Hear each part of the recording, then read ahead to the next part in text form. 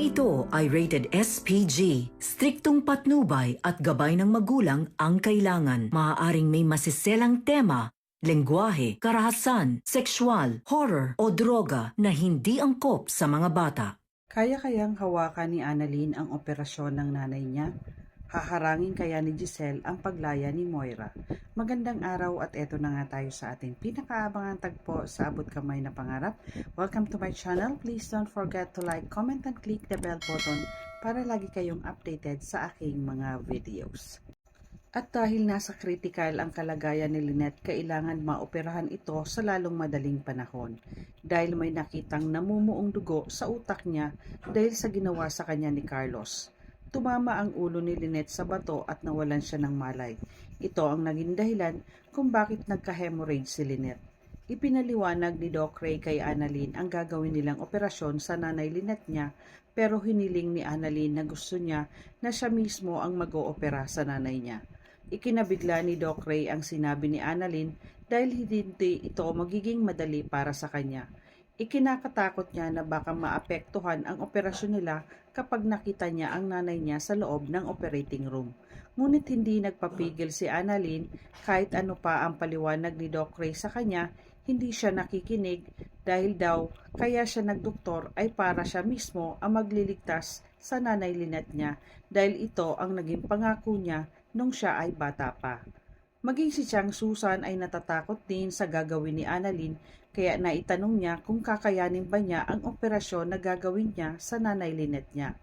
Umiiyak na sinabi ni Annalyn na papaano ko ba malalaman na tama ang desisyon ko.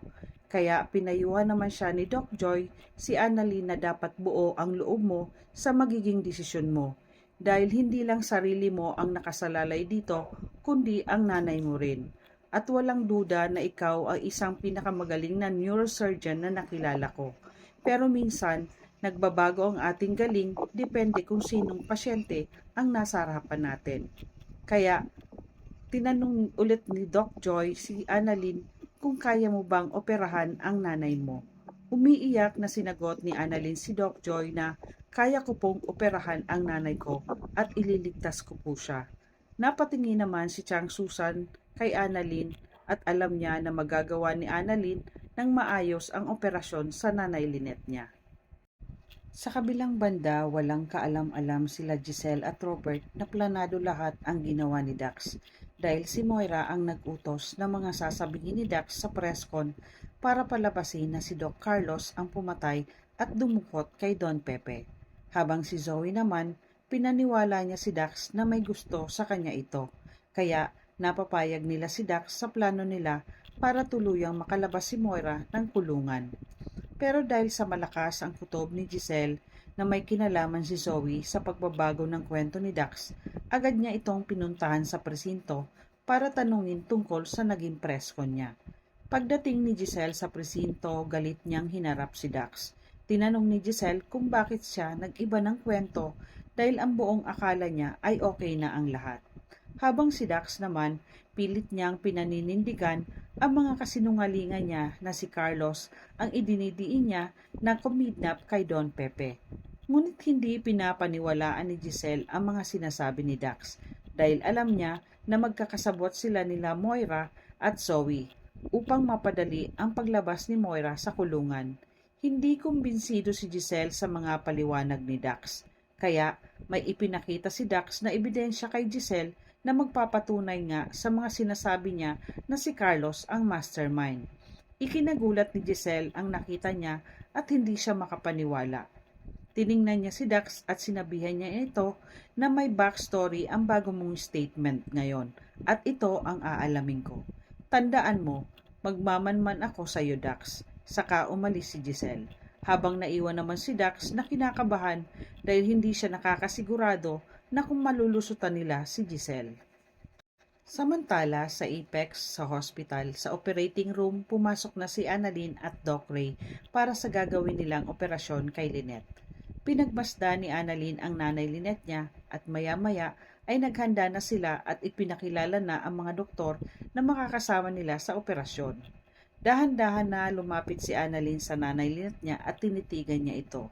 Napansin ni Doc Ray na kinakabahan si Annalyn Kaya sinabihan niya ito na, kung hindi mo kaya, magsabi ka na habang maaga pa para ako na ang gagawa ng procedure sa nanay mo.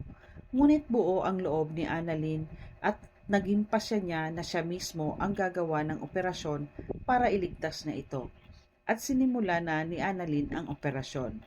Habang sa labas naman ng operating room ay nag-aantay sila Chang Susan, Diyosa, Michael at Tatay Robert niya sa magiging resulta ng operasyon ni Annalyn sa nanay Lynette niya. Hindi naman mapalagay si Robert sa ginawa ni Annalyn, kaya naitanong niya kung bakit si Annalyn ang nag-opera kay Annalyn. Dahil marami siyang kakilalang magagaling na doktor na hindi nila kayang operahan ang mga mahal nila sa buhay. Napatayo naman si Michael at sinagot niya si Robert na magaling naman yung anak mo. Parang pinagdududahan mo pa ang kakayahan ni Annalyn. Sinabi naman ni Robert na hindi ko pinagdududahan, nag-aalala lang ako para kay Annalyn. Kaya sinabihan na lang ni Michael si Robert na magtiwala tayo kay Annalyn dahil alam natin na magaling siyang doktor at kaya niyang iligtas ang nanay Lynette niya. Habang sina Chang Susan at Diyosa naman ay abot-abot din ang pag-aalala sa mag-ina. Samantala, sa labi naman ng Apex, muling nagpang-abot si Zoe at Justin dahil hindi naniniwala si Justin na walang kinalaman si Zoe sa pagbabago ng statement ni Dax kaya binalaan niya ito. Sinabihan ni Justin si Zoe na mag-ingat-ingat ka Zoe.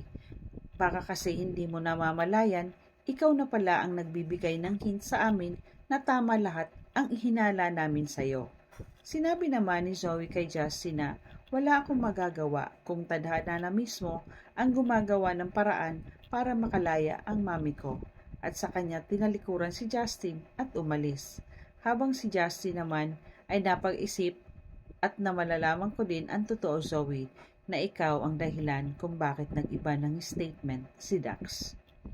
Samantala sa East Ridge Hospital, nagkasalubong si Nurse Ning at Doc Lindon sa hallway at nabanggit niya na dumating si Doc Romaldos kay Doc Lindon. Ipinagtaka naman ni Doc Lindon kung anong meron kay Doc Romaldo. Sabi ni Nurse Ning, hindi kaya dahil kay Doc Carlos kaya siya nandito? Napaisip naman si Doc Lindon kung ano ang pakay ni Doc Romaldo sa East Ridge, kaya agad niya itong pinuntahan para alamin ang dahilan. Ano ang bagong ebidensyang ipinakita ni Dax kay Giselle? Madidiin kaya si Carlos sa ginawa ni Moira? Sino si Doc Romaldos ng East Ridge? Yan ang ating pakaabangan dito lang sa Abot Kamay na Pangarap.